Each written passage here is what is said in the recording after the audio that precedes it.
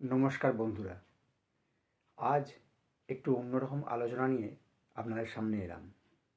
আসলে গতকাল সন্ধ্যাবেলায় যখন মেয়েকে পড়াতে নিয়ে বসি, তখন হঠাৎ করে মনে হলো যে আজ আর পড়াবো না, না পড়িয়ে একটু অন্যরকম কিছু আলোচনা করি। তো কী আলোচনা? আমার মেয়ে 6-এ উঠেছে। ওকে হঠাৎ করে মনে হলো যে একটু বর্ণ পরিচয়ের প্রথম ভাগ নিয়ে আলোচনা করি ওর সঙ্গে, দেখি কেমন মনে আছে। আসলে স্কুলটা পরিবর্তন হয়েছে, তো 5 পর্যন্ত প্রাইমারি স্কুলে পড়েছিল, এখন 6 থেকে একটা হাই স্কুলে ভর্তি হয়েছে। তো ওর সঙ্গে এই আলোচনা নিয়ে বসলাম। তো যাই হোক, বর্ণপরিচয় প্রথম ভাগ নিয়ে আলোচনা করার আগে ওকে জিজ্ঞেস করলাম যে বর্ণপরিচয় প্রথম ভাগ কে লিখেছে। যথারীতি জানেও, বললো ঈশ্বরচন্দ্র বিদ্যাসাগর। তো আমার মনে হলো যে ঈশ্বরচন্দ্র বিদ্যাসাগর সম্বন্ধেও একটু জানা দরকার। তো ওকে জিজ্ঞেস করলাম, বলতো ঈশ্বরচন্দ্র বিদ্যাসাগর কে ছিলেন? তো ও বলল, ঈশ্বরচন্দ্র বিদ্যাসাগর একজন লেখক ছিলেন। বললাম, কি কি বই লিখেছেন? বলল বর্ণপরিচয়, আর কিছু বলতে পারলো না। তো আমি বললাম, তাহলে কি ঈশ্বরচন্দ্র বিদ্যাসাগর শুধু লেখকই ছিলেন? ও চুপ করে গেল। আসলে ও আর কিছু জানে না ঈশ্বরচন্দ্র বিদ্যাসাগর সম্বন্ধে। ওকে যে জানানো হয়নি সেটা আমাদেরই দোষ। তো সেই জন্য বর্ণপরিচয় নিয়ে আলোচনা করতে গিয়ে একটু ঈশ্বরচন্দ্র বিদ্যাসাগর নিয়ে আলোচনা শুরু করে দিলাম। তো ওকে জিজ্ঞাসা করলাম যে ঈশ্বরচন্দ্র বিদ্যাসাগরের নাম কেন বিদ্যাসাগর হয়েছিল বলতো? তো ও বলল যে তিনি অনেক বড় পণ্ডিত ছিলেন, সেই জন্য। আমি বললাম, হ্যাঁ সেটা তো ঠিকই। ওনার অগাধ পাণ্ডিত্যের জন্যই উনি বিদ্যাসাগর উপাধি পেয়েছিলেন। আর ওনার লেখা বই শুধুমাত্র বর্ণপরিচয় নয়, ওনার লেখা বই বর্ণপরিচয়, কথামালা, বোধোদয়, যেগুলো ছোটদের শিক্ষার ক্ষেত্রে খুব প্রয়োজনীয় বই। এছাড়াও ওনার আরও অনেক বই ছিল, যেমন ব্যাকরণ কৌমুদী, শকুন্তলা, বেতাল পঞ্চবিংশতি, আখ্যান মঞ্জরি, ভ্রান্তিবিলাস ইত্যাদি।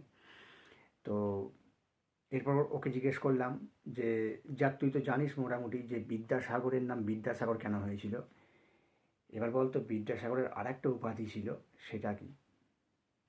তখন ও বলল দয়ার সাগর। আমি বললাম, হ্যাঁ ঠিক বলেছিস এটাও, কিন্তু দয়ার সাগর কেন নাম হয়েছিল বলতো?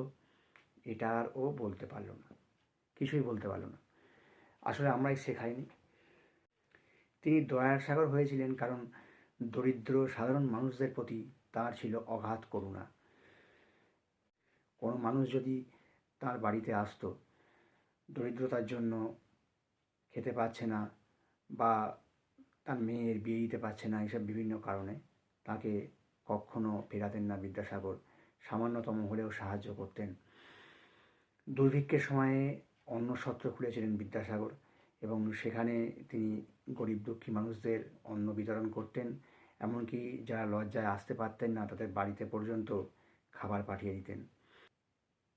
এরকমও ঘটনা ঘটেছে যে রাস্তায় কুষ্ঠরোগী পড়ে আছে, সেই কুষ্ঠরোগীকে তখনকার দিনে কেউ তো ছুঁতো না, এখনও কেউ ছোঁয় না, ভয় আছে যদি কুষ্ঠ আমারও হয়ে যায়। তো সেই কুষ্ঠরোগীকে তিনি বাড়িতে তুলে নিয়ে আসেন, তার শুশ্রূষা করেন। এরকম বিভিন্ন করুণার কাহিনী ছড়িয়ে আছে বিদ্যাসাগরের। তো সেই সব কারণে বিদ্যাসাগরকে দয়ার সাগর বলা হতো। বিদ্যাসাগর যখন মাইকেলের মধুসূদন দত্তের আর্থিক অবস্থা খুব খারাপ, তখন মাইকেল মধুসূদন দত্তকেও তিনি আর্থিক সাহায্য করেছিলেন। তো সেই সব কারণে বিদ্যাসাগরকে দয়ার সাগর, করুণার সাগরও বলা হতো। এইসব বলতে বলতে দেখলাম ও খুব আগ্রহী হয়ে পড়েছে। তখন ভাবলাম যে বিদ্যাসাগর সম্বন্ধে আরও কিছু বলি ওকে। তো বললাম, জানিস তো বিদ্যাসাগর নারী শিক্ষা বিস্তারে এক বিশাল ভূমিকা রেখেছিলেন। তোদের মতো ছোটো ছোটো মেয়েরা তখনকার দিনে পড়াশোনা করতে পারতো না। তখনকার দিনে ছোটো ছোটো মেয়েদের বিবাহ হয়ে যেত। তো সেই নারী শিক্ষা বিস্তারে তিনি যেমন ভূমিকা রেখেছিলেন, তেমন বাল্যবিবাহ প্রথা বন্ধ করেছিলেন। অর্থাৎ ছোটোবেলায় মেয়েদের যে বিবাহ হয়ে যেত সেটা বন্ধ করেছিলেন। এবং সেই যে ছোটো বয়সে মেয়েদের বিয়ে হয়ে যেত, তার বুড়ো বুড়ো বরেদের সঙ্গে বিয়ে হতো, সেই সব বরেরা যখন মারা যেত তখন অল্প বয়সে বিধবা হয়ে যেত। তো সেই সব ছোটো মেয়েদের, তারা যখন বিধবা হয়ে যেত, তাদের বিধবা বিবাহের জন্যও তিনি আন্দোলন করেছিলেন এবং বিধবা বিবাহ তিনি প্রচলন করতে পেরেছিলেন। তো এহেন ঈশ্বরচন্দ্র বিদ্যাসাগর আমাদের সমস্ত বাঙালি জাতি তথা ভারতবাসীর কাছে প্রণম্য একজন ব্যক্তিত্ব।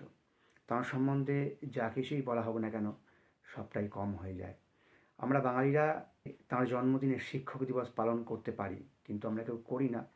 তাঁর জন্মদিনটা শিক্ষক দিবস হিসাবে প্রচলিতও নয়, কিন্তু উচিত আমাদের বাঙালিদের তাঁর জন্মদিনটা অবশ্যই শিক্ষক দিবস হিসাবে পালন করা। তো যাই হোক, পরবর্তী আলোচনায় এগোবো, কিন্তু এই ভিডিওটা যদি আরও বেশি করি অনেক বড় হয়ে যাবে।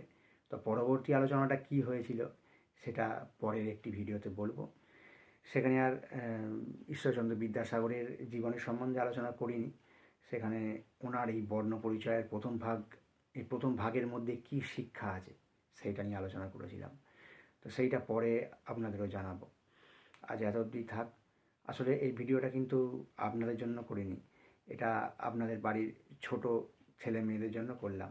আসলে আমার মেয়ের সঙ্গে তো আলোচনা করেছিলাম, তো আমিও চাই যে আপনাদের বাড়ির ছোট ছেলে মেয়েরা যাতে এই ভিডিওটা দেখে, এবং পরের যে ভিডিওটা আসবো এর দ্বিতীয় পর্ব যেটা, যেখানে বর্ণ পরিচয়ের মধ্যে কী শিক্ষা দিয়েছেন বিদ্যাসাগর মহাশয়, তো সেই ভিডিওটাও আশা করি ছোটো ছোটো ছেলেমেয়েরা দেখবে তোমরা। আজকে এত অবধি থাক, আবার পরের ভিডিও দেখা হবে।